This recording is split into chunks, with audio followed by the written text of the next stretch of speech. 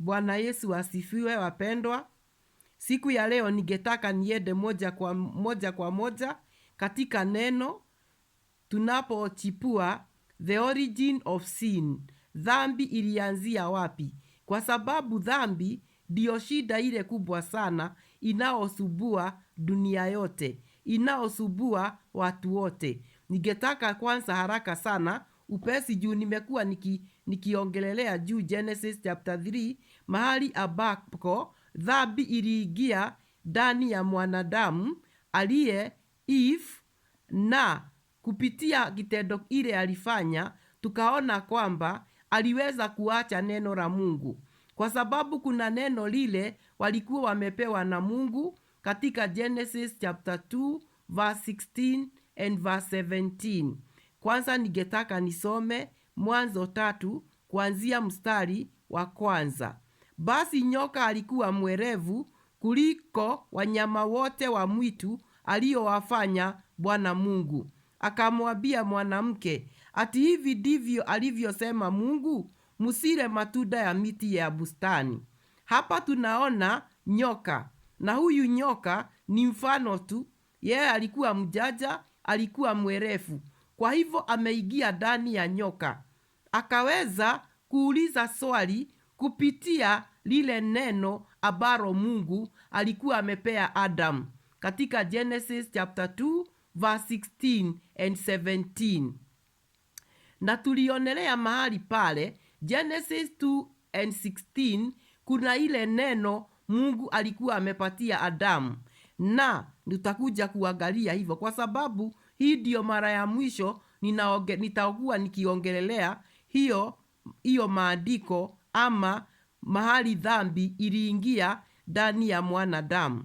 So tunaona kwamba alimwendea mwanamke pale bustani. Adamu bado alikuwa kwa bustani, lakini nyoka ambaye alikuwa ndani ya shetani akiwa ndani ya nyoka, kwa sababu alikuwa mjanja, alitaka kujua ama alitaka kujaribu huyu mwanamke aone kama analijua ama kulielewa neno la Mungu alilotamka kwa ukweli, kwa sababu neno la Mungu nimesema mara kadhaa ndio hupatanisha moyo wa Mungu na moyo wa mwanadamu. Na sasa nyoka amekuja na swali ni, alimwambia mwanamke, ati hivi ndivyo alivyosema Mungu, msile matunda ya miti yote ya bustani. Hiyo ilikuwa ni jaribu, na ilikuwa ni kuona kaa kwamba huyu mama anaelewa neno. Ni kwa sababu tuliona, na ninarudia Genesis 2:16, Mungu alisema mwaweza kula miti yote ya bustani, mwaweza kula miti yote. Shetani naye anakuja na hivi ndivyo alivyosema Mungu, msile matunda ya miti ya bustani. Kwa hivyo yeye shetani anaonekana anaelewa, kwa sababu shetani alikuweko hata tagu Adamu hajakuweko. Na tutakuja kuangalia maandiko, shetani kabla hajakuja kwa Eve alikuwa wapi na alikuwa namna gani. Haya, tuendelee tuone sasa. Huyu mwanamke amepatwa pale na shetani, ameulizwa swali kuhusu miti ya bustani. Mungu alisema msile miti ya bustani, naye Eve alimwambia mwanamke, akamwambia nyoka, matunda ya miti ya bustani twaweza kula. Kutoka hapo Eve alikuwa ameanza shetani vizuri. Yes, matunda yote ya bustani twaweza kula, lakini matunda ya miti ulio katikati ya bustani Mungu amesema msiale wala msiaguze msije mkafa. Mungu alikuwa amesema Genesis chapter 2 verse 17, ile siku mtakula kutoka mti wa ujuzi wa mema na mabaya, hakika mtakufa. Kwa hivyo Mungu alikuwa amekata kauli, wakila lile tunda lazima wafe, wangekufa, kwa sababu hivyo ndivyo Mungu alisema. Naye Eve aliweza kuweka shaka. Kitu ya kwanza Eve alifanya, alisema matunda ya mti ulio katikati ya bustani. Bwana Yesu asifiwe. Mungu hakuongelelea mti uliokuwa katika bustani. Alisema msiale wala msiaguze, msije mkafa. Hiyo tunaona ni maneno iliyetokana na Eve mwenyewe. Matunda ya mti wa katikati, Mungu hakusema hivyo. Mungu hakusema msiguze. Mungu hakusema mwaweza kufa. Mungu alisema mtakufa. Na hiyo ikawa ndio ile neno Mungu alikusudia iwe inapatanisha moyo wake na moyo wa Adamu.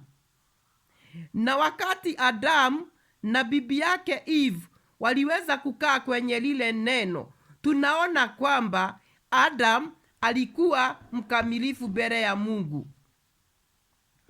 Alikuwa perfect. Hakuwa amejua dhambi. Hakuwa ameelewa dhambi. Alikuwa ndani ya roho, kwa sababu Mungu ni roho. Na yeye mwenyewe pamoja na Eve hawakuwa wanajiona kimwili. Kwa sababu gani? Walikuwa wanaona Mungu kupitia lile neno. Na nimeweza kusema mara tena kwamba neno ni Kristo. Yohana 1:1. In the beginning was the Word. The Word was with God, and the Word was God. Then hapo mstari wa 14, John 1:14 inasema, and the Word became flesh. Neno likafanyika mwili na ikakaa ndani yetu. Aliye neema na aliye haki, ama aliye ukweli. Jesus Christ is the grace. Jesus Christ is the truth. Jesus Christ is the word. He became flesh. Kwa hivyo tunaona kwamba Mungu alikusudia Adamu na Hawa waweze kukaa katika hili neno, ili moyo wao na moyo wa Mungu iwe imepatanishwa pamoja. Praise God. Sasa tunaona Eve hajajibu shetani kulingana na vile maandiko inasema.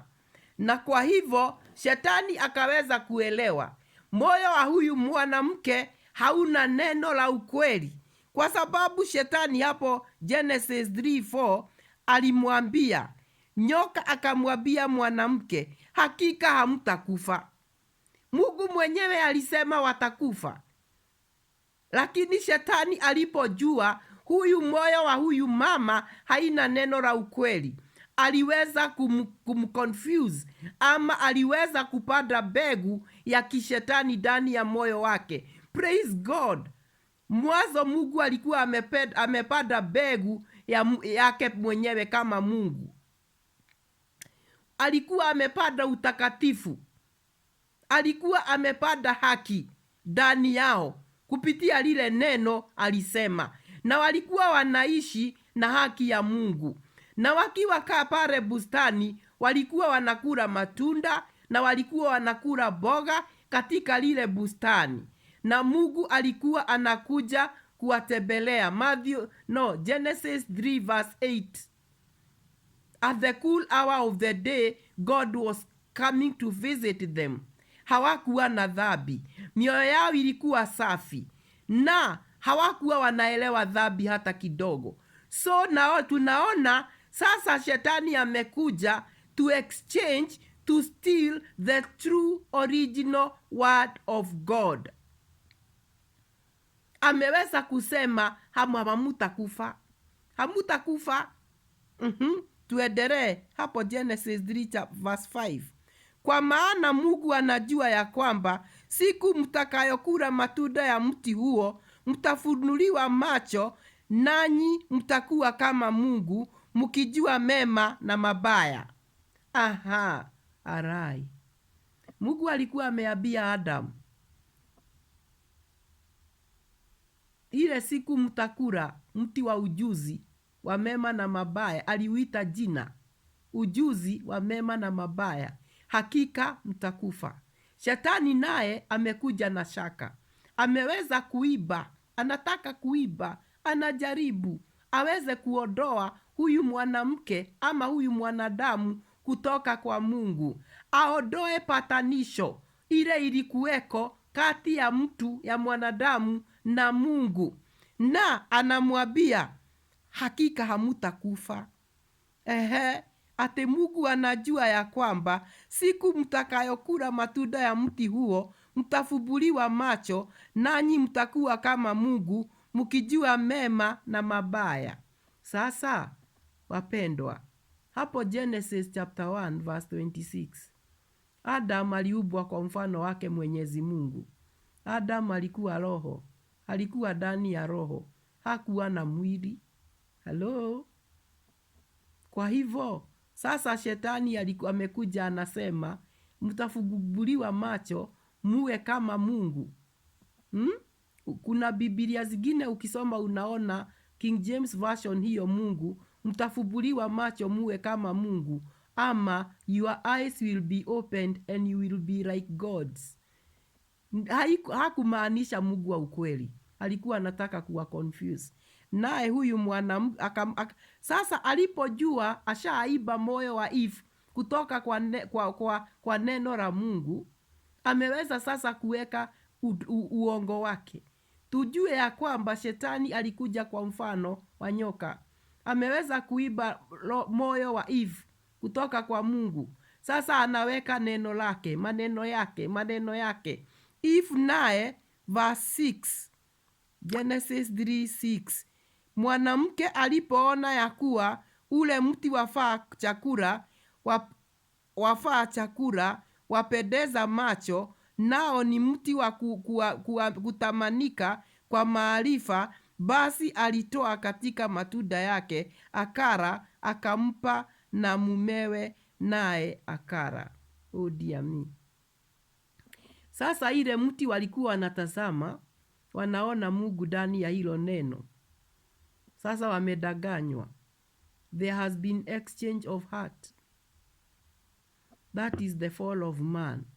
Hapo ndipo mwanadamu walikosana na Mungu, dhambi ikaingia. Ile mti waliambiwa ni ya ujuzi wa mema na mabaya wasile, na ile siku wataila watahakika watakufa. Sasa Eve, kwa sababu moyo wake imeanza imeibiwa already, imeibiwa imeenda na shetani. Sasa shetani tayari amejua huyu mama ama huyu Eve hana neno la ukweli kutokana na Mungu. Ameweza kuona sasa ile mti ni mti wafaa wa chakula. Aliona ni mti unafaa wa chakula, wapendeza macho. Ine lake ni ya maitho. Wanadamu anapenda ile kitu inafurahisha macho. Mwanadamu anashughulikia maisha yake. Nitakula nini? Nitavaa aje ndio nipendeze macho ya wanadamu? Nakaona pia nao ni mti wa kutamanika kwa maarifa. Ujaja ameanza sasa, roho yake imeingia mambo mengine, knowledge, a different knowledge ile Mungu hakutaka wawe naye, knowledge of good knowledge of good and evil. Sasa knowledge ile iliingia ndani ya mwanadamu, ni shetani aliingia ndani ya moyo wake. Shetani already ameingia ndani ya moyo wa mwanadamu, ameingia ndani ya Adam. Ameweza sasa kuondoa fikira zake. The heart of Satan has already entered the heart of Adam. Now Adam is no longer the holy, the righteous Adam who was communicating with God. Sin has entered. Dhambi imeingia. That is where the man fell. Kifo imeingia kwa sababu wamekula tunda la mauti. Mungu alikuwa amewapatia uwezo wa kuchagua. God had given man the ability to choose between two things. Between kuishi kwa neno ama kukufa. Since that day, man was separated from God. Separation came in. Na separation ilipoingia, hukumu ikaingia ndani ya Adamu. Alipokula lile neno, si shetani aliwaambia hamtakufa, ate Mungu anajua mtafunguka macho na mtafanana kama Mungu. Lakini initially Adam alikuwa kwa mfano wa Mungu. Alikuwa na uwezo wa Mungu. Alikuwa anakula kutoka kwa uwezo wa Mungu katika bustani. Sasa dhambi imeingia. Hivyo ndivyo dhambi iliingia katika moyo wa mwanadamu. Sasa tukiendelea hapo mstari wa 7. And the eyes of them both were opened, and they knew that they were naked, and they sewed fig leaves together and made themselves aprons. Macho yao imefunguka na wameona uchi. Ujuzi ingine sasa isiyo ya Mungu imeingia. Wameona uchi wao. Wameanza sasa kufikiria na mawazo yao. Hii ujuzi Mungu hakutaka wawe naye. Huu ujuzi wate hivi ni vizuri tujifunike. Hivi waliona sasa hivi ni mzuri ama hii si mzuri. Wakaona ni vizuri, hivi ni vizuri tujivalishe aprons za matawi na pia ni vizuri tumwondokee Mungu. Wakaanza kuwa sasa na uwezo wao wa kiakili. The heart of Satan has been implanted in the heart of man.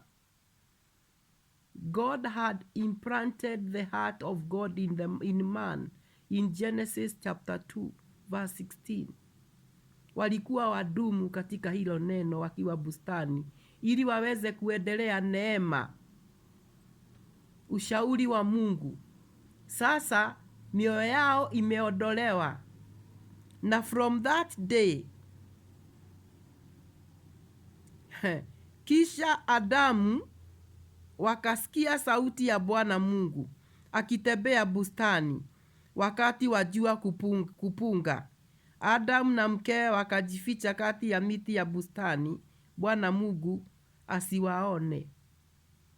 Amejificha Mungu ili Mungu asiwaone, na ndiye mwenye hiyo bustani na ndiye mwenye ubaji wote.